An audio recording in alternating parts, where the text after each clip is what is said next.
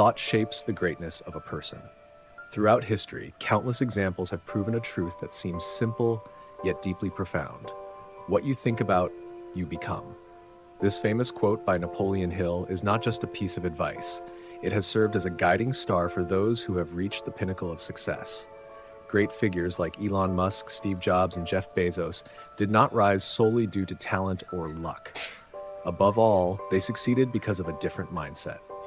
They dared to dream big, to imagine what no one else had thought of before, and most importantly, they believed they could turn those thoughts into reality.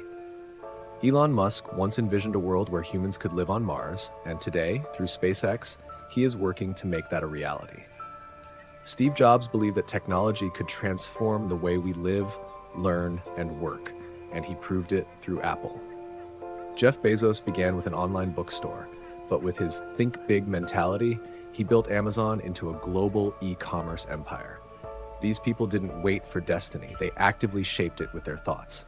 And the lesson for all of us is, if you want to change your life, start by changing your thinking.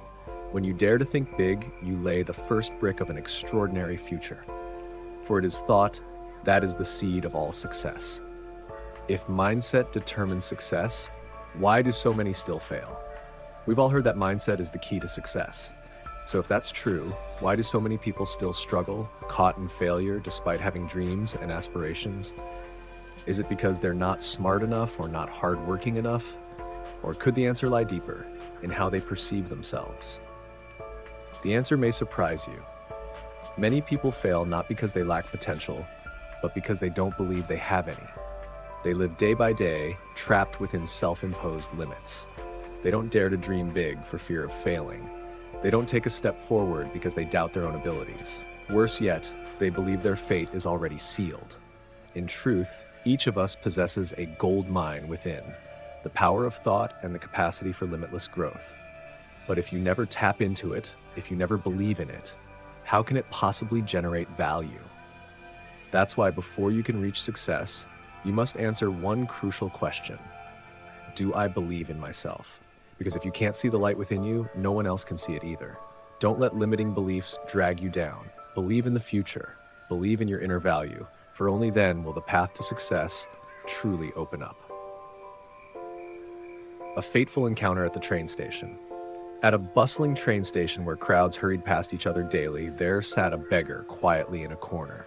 He lived off spare change handed out by passing travelers. Day after day passed in repetition and despair.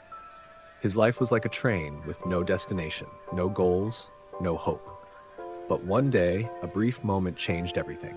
That day, he noticed a well-dressed man in a suit stepping onto the platform. In the beggar's eyes, this must be a wealthy businessman, perhaps someone who would give generously. Clinging to a flicker of hope, he approached and held out his hand. But instead of reaching for his wallet, the man stopped, looked him in the eye, and asked, "Have you ever given anything to anyone?" The question struck like lightning on a clear day. The beggar was stunned. In all his years sitting there, no one had ever asked him that. He stammered, "I'm just a beggar. I have nothing to give." The businessman smiled gently and replied, "If you believe you have nothing to give, then you have no right to receive." Then he stepped onto his train and departed, leaving the beggar standing still amid the flowing crowd. Those words didn't just confuse him, they sparked a question he had never asked himself before. Do I truly have nothing to give? And that's when everything began to change. When the beggar began to give. After the encounter at the train station, the beggar was no longer the same. The businessman's words echoed in his mind. If you believe you have nothing to give, then you have no right to receive. That night he lay awake, restless. Do I really have nothing? Am I destined to only receive? The questions churned in his mind, and then at dawn, he saw something beautiful, wildflowers blooming along the edge of the tracks. Their vibrant colors lifted his heart. An idea sparked. What if I gave something back, even something small? Would it bring joy? That day, for the first time in his life, he didn't just sit and beg. He picked a few flowers, cradled them gently, and returned to his usual spot. When someone gave him money, he smiled and handed them a flower. At first, people were surprised, but soon their faces lit up like the flowers themselves. Some even thanked him. Something strange happened. As he began to give, people gave more to him. Not just money, but respect. For the first time in his life, he didn't feel lowly. He was offering a small joy to the world. And from that moment on, everything began to change. Not because of money, but because of how he saw himself. He no longer, You are watching the video on YouTube Tales Unfold. The second encounter, when the beggar became a businessman. Many days had passed since that fateful conversation at the station, and the beggar was no longer the same. He no longer sat with empty hands waiting for spare change. Now he had a product, wildflowers carefully picked each morning. Each flower was a small gift, a sincere thank you to those who helped him. Then one day, while giving flowers to passers-by, he saw a familiar face, the businessman from before, seated on a departing train. A strange joy filled his heart. He hurried over, eyes bright. "Sir, today I have something to exchange with you. If you give me some money, I'll give you these flowers." The businessman looked at him and smiled in approval. He took the flowers, handed over some money, and said, "Today, you are no longer a beggar. You are a businessman." Those words made his heart soar, not because of the money, but because of the recognition. He had truly changed, from someone who only received to someone who could give and exchange value. He had crossed an important threshold in life. He no longer saw himself as small, for he had learned to create value with his own hands. And in that moment, for him, a new life began. A remarkable transformation, from beggar to entrepreneur. After that second meeting, the beggar, now a flower seller, stood watching the departing train, overwhelmed with emotion. The words, "Today you are a businessman," were not just praise, they were an awakening. He realized something vital. He didn't need to wait for help. He could create value himself. The next day, he made a bold decision to leave the station, a place that had clung to him like destiny, and start anew. He traveled to find flower suppliers, learned to arrange and package them. Every penny he saved, he invested in his first flower baskets.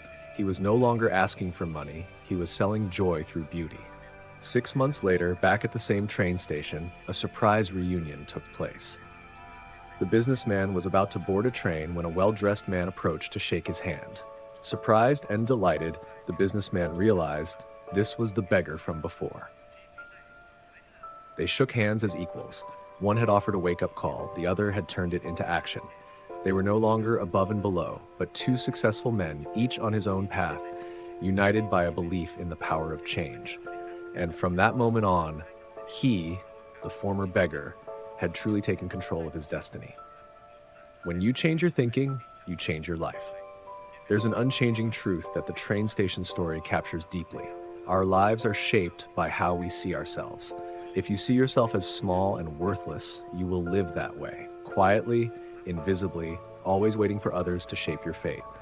But if you see potential inside, even a flicker of light, and believe you can give something meaningful, then you begin your transformation. Like the beggar from the story, he didn't change his life by luck, but by shifting his mindset. When he stopped thinking, "I have nothing to give," and started asking, "What can I offer?" The world around him began to shift too. The saying, "we only receive when we give," is not just a business philosophy, it's a fundamental principle of a meaningful life. Because when you give a smile, a flower, or belief in someone, you open the door for value to return to you. And the miracle is this: when you change your thoughts, your future changes. You don't need a perfect start or everything figured out. You just need to believe that even the smallest beginning matters, because greatness always begins with the right thought.